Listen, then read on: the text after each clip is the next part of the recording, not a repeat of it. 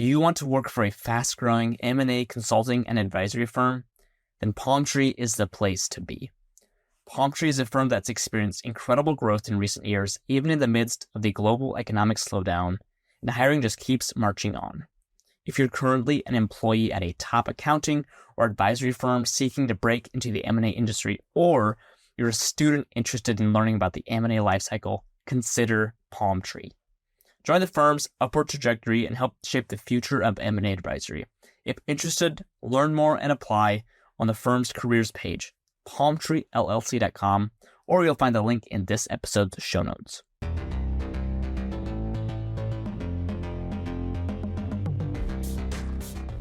Welcome to the Strategy Simplified podcast. Today, I'm stoked to dive into the world of consulting coffee chats. What they are, why they matter, and how to do them well. Joining me on the other side of the interview table is Ty Sheets, a second-year MBA at the UVA Darden School of Business. Last summer, Ty interned with Bain & Company in Denver, Colorado, and is returning full-time this fall. Ty has experienced the networking process from both sides of the table, as an applicant and as a Bain representative, and has tons of insights and nuggets for you to take away to apply to your own recruiting process. Enjoy. Hey Ty, welcome back to Strategy Simplified. Really excited for today's conversation on coffee chats. How's your day going? Good, Japheth. Good to see you again. Really excited to be on and get to work. Awesome. All right. Well, hey, let's not waste any time. Let's dive right into this subject that I know you're passionate about. So before we dive into the details on coffee chats, can we just put them into context within the overall recruiting process? How do you think about the process of getting an offer from a consulting firm, having landed one yourself? Sure. So kind of broadly, I think securing an offer at a top consulting firm involves two main steps. There's a bunch of sub-steps to these, but broadly I'll call step one social and step two smarts. So diving into the first one, the social piece, a lot of people call this networking. This is the step where you're going to prove that you have the social and the people skills to excel in consulting. Consulting is obviously an inherently people-oriented business, so this is a really important part. So I think it's kind of helpful to think about this both in terms of internal and external social skills. Internally within the firm needs to be confident that you can operate on a case team doing pretty hard and stressful work and have the ability to effectively collaborate with other consultants on the team. Externally, the firm needs to be confident that you can represent them well, you can build rapport, build trust with clients externally. And consultants have to navigate both of those things really well. And in the networking process, you make really important impressions with firms that either give them confidence or not in your ability to do that. And for most firms, in my experience, that this social step is something you have to pass before you even get a chance to move into step two, which is the smarts piece. And oftentimes, if you're successful in the social step, an interview invite is the result of that. So the firm wants to actually get you into a consulting case interview. And that's step two, which is smarts. And that's the case interview. Sometimes firms will have preliminary assessments and things outside of that to assess your analytical abilities, but that's really when you're going to put those on display, in that case interview. And there's lots of resources out there, a lot of really good stuff from Management Consultant as well. But I don't think we're going to dive into the case stuff today. But again, I can't stress enough. I think a lot of firms think about the social piece as the first, sort of gate in terms of what they're assessing in candidates before they even get to the case interview. I really like that framework of how you broke down the recruiting process. I think it's helpful to split it up into those two pieces and kind of in that order, right? Social first and kind of smarts or like hard or technical skills, however you want to look at it, second. Mm-hmm. Can you share a little bit about networking? What does networking with consulting firms look like? Sure. So in my experience, firms do provide a lot of opportunities to engage with them. Obviously, this is going to differ according to what particular pipeline you're kind of coming in through. MBA has obviously a very structured process typically, but if you're a PhD candidate or coming in from industry or moving laterally, this could look kind of different depending on what pipeline you're in. But in general, firms typically will do two things. One, they will host recruiting events, things like webinars, information sessions, panels, office hours, that type of thing. And this is where candidates will learn your baseline information. What does an application look like? What are the steps? When are the deadlines? What's the staffing model of the firm? What type of work do they usually do? What's the culture? That type of thing. Kind of broad overview, information type stuff. And you can make an impression by asking a really good question in one of these sessions, but you're not really engaging super heavily with the firm. They're mostly giving you information. The second part that firms do to sort of engage with candidates is encourage their people to have coffee chats and individual conversations. This is where the rubber meets the road. In my view, this is where candidates meet one-on-one with a consultant or maybe a manager or even in some cases a partner at a firm to get to know them, ask questions. Coffee chats are really important in making a strong first impression and demonstrating that you have the social skills to succeed as a consultant, which then convince the firm that they should interview you. That's great. So I think what I'm hearing is that depending on the pipeline people are in, it'll change. This changes a little bit, right? So if someone's a working professional looking just to break in as an experienced hire, they're not going to have as many recruiting events available, right? There's not going to be those as many natural or like firm facilitated interaction points. So it sounds like the onus is even more so on the candidates to be proactive and to reach out and kind of make some of this stuff happen because the firms and your school aren't going to be as much of a resource if you're not there. So yeah, some I think helpful that's right. context there for folks.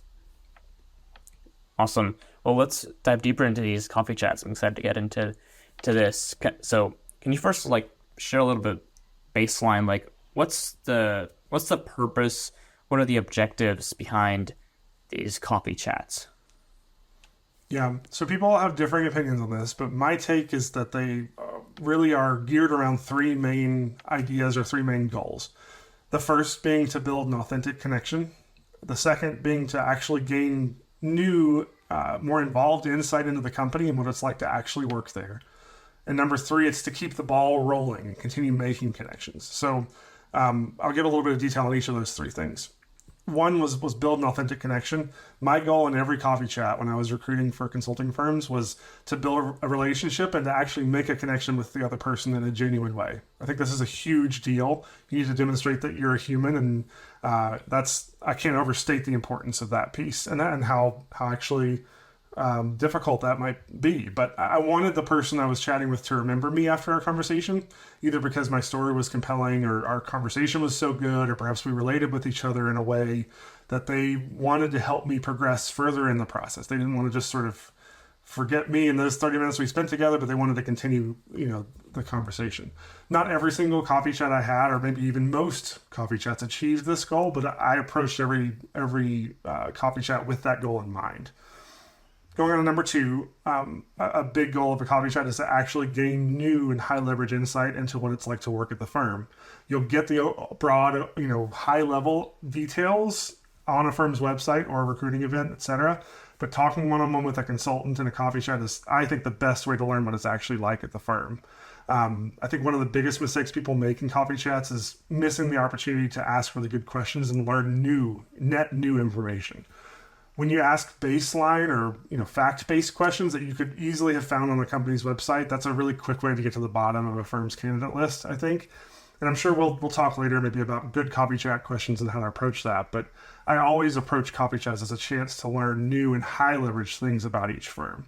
And the best coffee chats that I had were ones where I made a really quality connection. And because of that, someone was willing to tell me, the real truth, what it's actually like to be a consultant at that firm. And I think that's really helpful, especially if you get to the end of the process and you have multiple offers to choose from. And you'll look back on those really great coffee chats where someone told you the real truth that when you're deciding, which offer you might want to take. Finally, number three, my goal was always to have the person that I'm talking to refer me to somebody else so I can keep the ball rolling. So I can continue to make connections, continue to learn more about the firm, and then build internal promoters within the firm. I wanted people who liked me, who wanted to help me, and who wanted to, when those interview conversations came up, they had my name at the top of their list, and they were pushing me as much as they could. Like I said, not every chat led to this either, but I made sure to ask, especially when the conversation was good, to who else should I be talking to about this? I think that's a super important part of a coffee chat and a really important goal. We'll be right back after this quick break. Have you ever heard a new digital trend and thought to yourself, okay, does this really matter? Asking the right questions helps you cut through the noise and get down to what matters most. I'm Jim Hertzfeld, host of the What If, So What podcast, where we discover what's possible with digital and figure out how to make it real by asking what if, so what, and most importantly, now what? Subscribe and listen, and together we can turn big ideas into tangible actions so you can get shit done. Ty, that's a great foundation for coffee chats. And what I'm hearing, one of the overall themes I'm picking up is that it requires intentionality, it requires proactivity, it requires a plan, it requires probably some kind of uncomfortable actions, at least for a lot of people, especially introverts, but really for anyone. Like, it takes something beyond just submitting an online application, right? There's a couple steps beyond that. So I just wanted to pick up on that. Yeah, I mean, to that point, I don't think that consulting is an industry that if you're more of an introvert, you can't succeed in. But I think actually the whole process is built, including the coffee chats and networking, as well as the case interview. It's all built to kind of help you also learn whether consulting is the right industry and the right fit for you.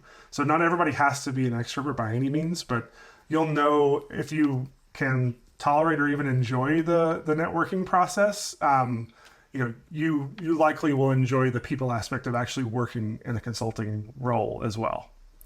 That's awesome. Yeah, consulting is a human business. Without it, firms wouldn't be able to do anything that they do. So, and I love the first point you mentioned about an authentic connection, right? That you can't really remember a robot or someone who just regurgitated the questions they found, on an online blog, right? You gotta be real, gotta be human. Yeah, for sure.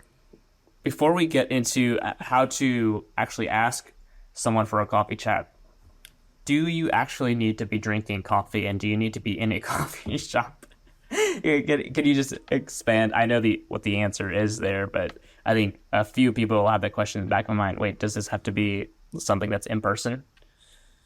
Yeah, definitely not. I mean, I came in without a lot of context about this whole process, and I had the same question. Do I need it? Do I need a coffee in order to ask for a coffee chat, or does it need to be at a Starbucks? Absolutely not. I mean, the 96% of my coffee chats, quote unquote, were on Zoom. Actually, people were traveling or just in a different location. And I'm really glad that I had a tool like Zoom, which could allow face-to-face contact, even separated geographically. Every now and then you'll have a chance to do an in-person coffee chat with somebody in a city, and I think it's a great idea to share a cup of coffee or a tea or even a breakfast or a lunch with somebody if you can. But the great majority of mine were kind of conversations like we're having right here over Zoom. Yeah, that's great. I think that's just a little bit of additional color that's helpful, right? The phrase coffee chat is understood by virtually all consultants as networking conversation. Hey, Strategy Simplified. It's Japheth here, your producer, and I really quickly wanted to pop in to tell you about Black Belt. So if you're targeting a consulting role at a firm like McKinsey, Bain, BCG, Deloitte, Oliver Wyman, Accenture, you name it, Black Belt is a structured case prep program that might be exactly what you need to push you over the hump and land that offer. So it is a structured case coaching program where you'll get one-on-one coaching from a former McKinsey, Bain, or BCG consultant.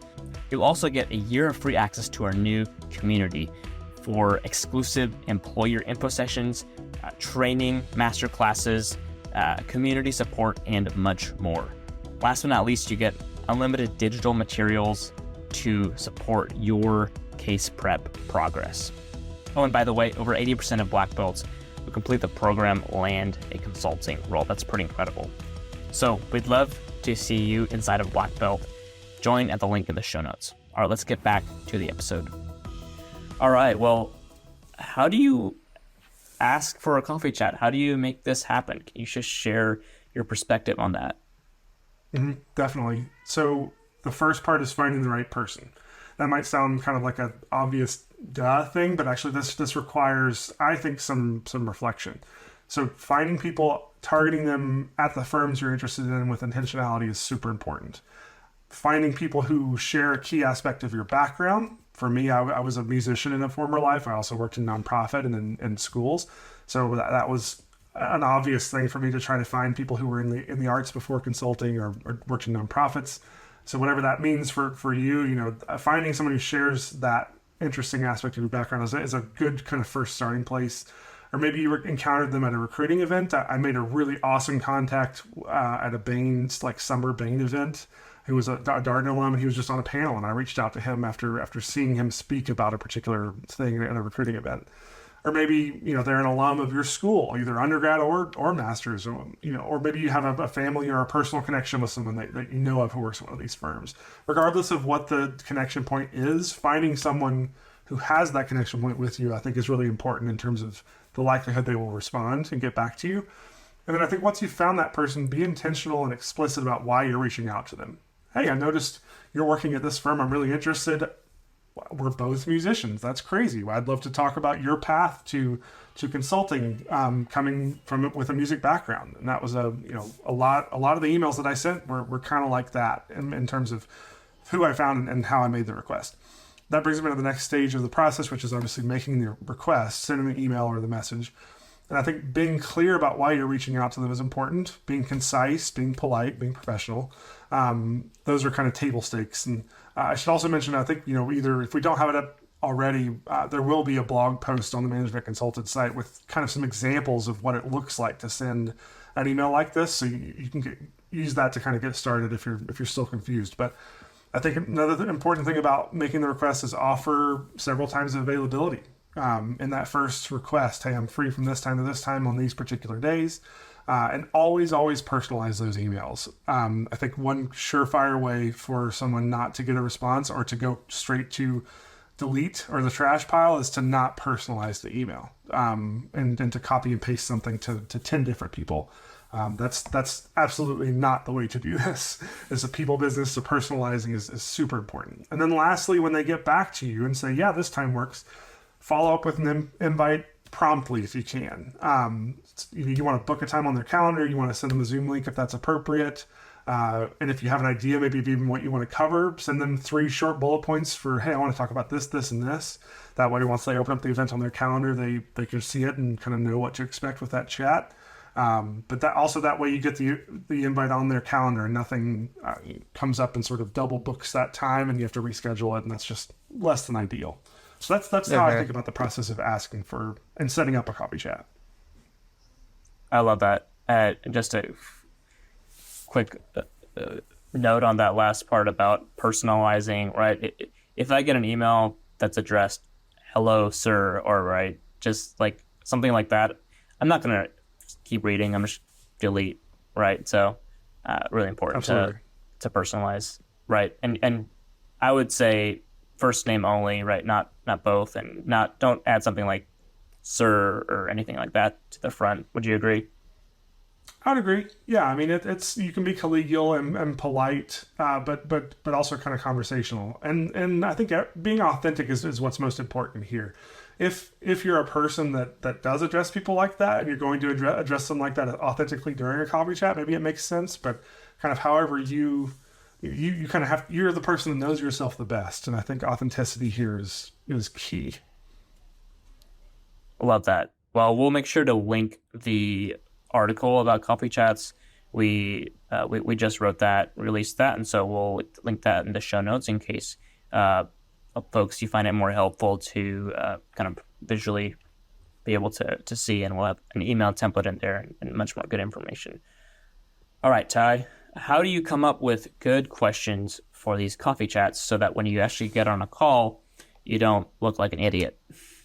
Yeah, this can be an anxiety-inducing part of the process, and I've definitely felt my fair share of anxiety. And what do I ask? What do we talk about? I think before you even get to the question part, I think it's important to give some time to do some introductions. Again, this might sound like duh, but putting some intentional thought and reflection into how you want to introduce yourself, how to give a minute-long pitch, 1 or 2 minute long pitch or introduction was really helpful to be able to tell your story in a conversational but clear way, and then give them the chance to do the same. So that's how I always started our conversations and coffee chats, unless I knew the person beforehand. But refining your pitch as a topic, maybe we can talk about another day. But I think that's a really important thing to start with. And instead, I think of offering specific question examples. I want to give some recommendations on how to think about this. And I think that's more helpful in terms of how people can prepare and generate their own really good questions. So in my view, good questions come from genuine reflection on what you actually want to learn. So what do you already know about the firm? What are you still unsure about that you haven't been able to learn on their website or on their blog or on a recruiting event that you attended? Also, what's most important to you in an employer that you don't, that's still a question mark for you about that particular firm. Do you like really hands-on management? How do you prefer in terms of communication? What kind of work do you want to do? Is this firm working in a particular industry or practice area that interests you? Has this person that you're reaching out to and having a chat with, have they charted an intriguing or interesting path? And do you want to ask questions, about how they did that, how they accomplished that? So genuine reflection on what it is you actually want to learn and what the gaps are, I think is a great place to start in terms of forming a good question list for each coffee chat. Number 2, I would say, make sure you take into account the role of the person that you're talking to. Come prepared. I'd say review the person's LinkedIn. Make sure you understand at least at a high level what their role is and how it relates to the broader firm.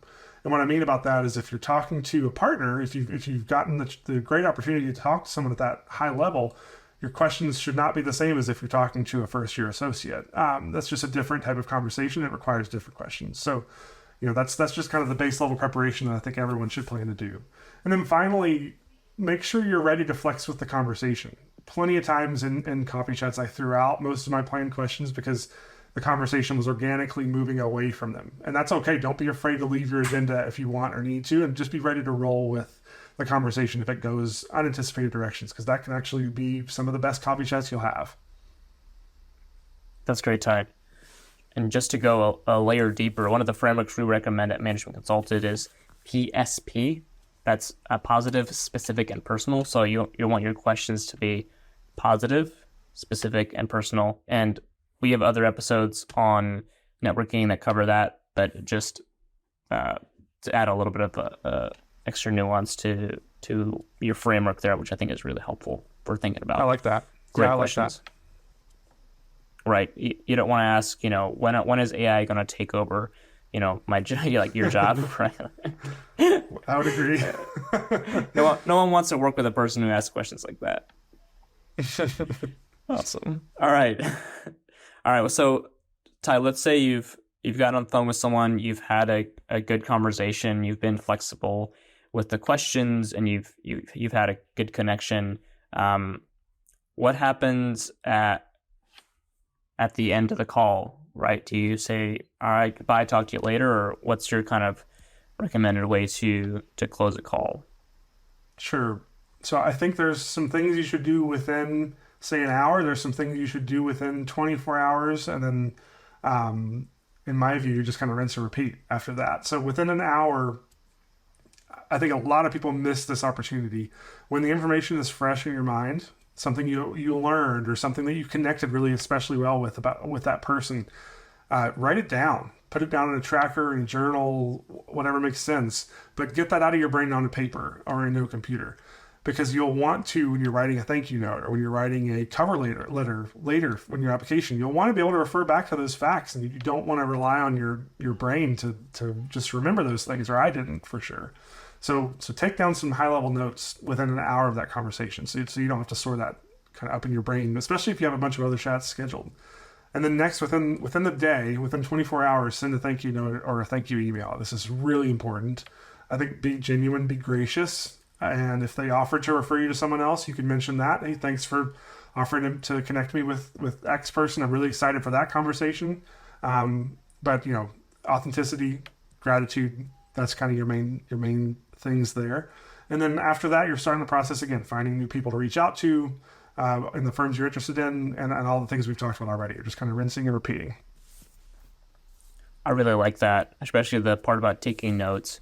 It's so helpful to be able to reference specific things you really appreciate about a firm in your cover letter. And making those notes right after a call helps you remember remember that and not get it mixed up with some other person or some other firm. Definitely. So, I love that. Awesome. Okay, great. Well, this has been really helpful. Are there any kind of common pitfalls or mistakes you see people make in coffee chats? Yes, absolutely. There's many I've made myself. So this is a hard-earned, I guess, list of things that I want to mention to you. Well, the first and most common is being unprepared. So I've had people approach a coffee chat with me, for example, and they're lacking a vision for what they want to get out of the time. They don't really have a reason for why they wanted to talk to me specifically, and it's felt kind of like they had a wing it attitude. We'll just figure it out, when we get there. This makes you seem disorganized, and it actually can be perceived as disrespectful of people's time.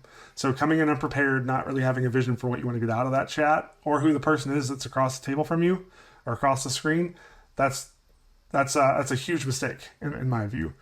Number two, trying to play a numbers game. So a lot of people approach this trying to hit a critical mass threshold for a certain firm. If I hit, if I had 5 people with this firm, I'm good. Or if I had, 3 with this firm, I'm good.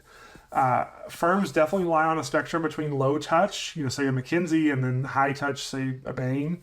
But that doesn't mean that you should judge where you are purely on the number of people that you need to talk to. There are people who have gotten interviews at these firms after talking to one person. And there are others who haven't even gotten an interview invite after talking to 15 or more people. And thinking about a numbers game is, I think, the wrong approach. I think it's about quality of your interactions and of your connections. And that's what I would encourage people to think about versus hitting a number threshold. Next, I think tailoring what you think the firm, like tailoring what you're saying to what you think the firm wants to hear, or what you think the other person wants to hear. I think this is a surefire way to fail the social step with these firms. Recruiters, current consultants, they can sniff that out in 2 seconds, and it's not a good look. If you're not authentic, if you're just saying the thing that you think that the firm wants to hear you say, you're not going to build a quality connection. You're going to miss an opportunity. And then lastly, I think people struggle when they fail to drive their own process. So if you are asking at the end of a coffee chat, who else do I need to talk to, but you don't give them something upon which to build that referral, I think that's a missed opportunity. You're not doing yourself any favors. Think about it from their perspective. If you tell them, hey, I'm interested in talking to somebody, who do you think I should talk to? Well, their mind goes to 0 people or 20 people. It's they have to do the mental actual work to figure out who makes the most sense. Whereas if you can say, I'm interested in the financial transformation practice, can I talk to somebody working in that area? Or maybe for me, I have a child and a family. I'd like to talk to other working parents at the firm. Or maybe I'm looking to learn from someone who shares this key part of my background. Do you know of anybody else at the firm? So that's helping them make that next connection for you, and you're doing the mental work to help them do that. You're making it as easy on them as possible, and you're driving your own process. So you're not asking too much of them. So those are the most common things I think I've noticed.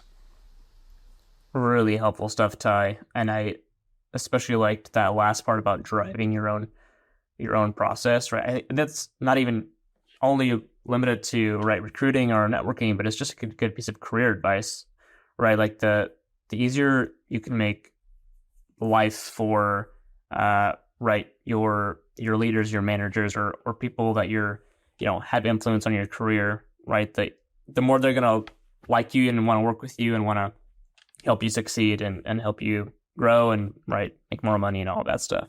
So I really, really like that. I think that's a really important key here. Yeah, couldn't agree more. Okay. Well, we're getting close to wrapping this up. Any other kind of final notes or things that, from your experience, you think candidates need to be thinking about in regards to coffee chats? Sure.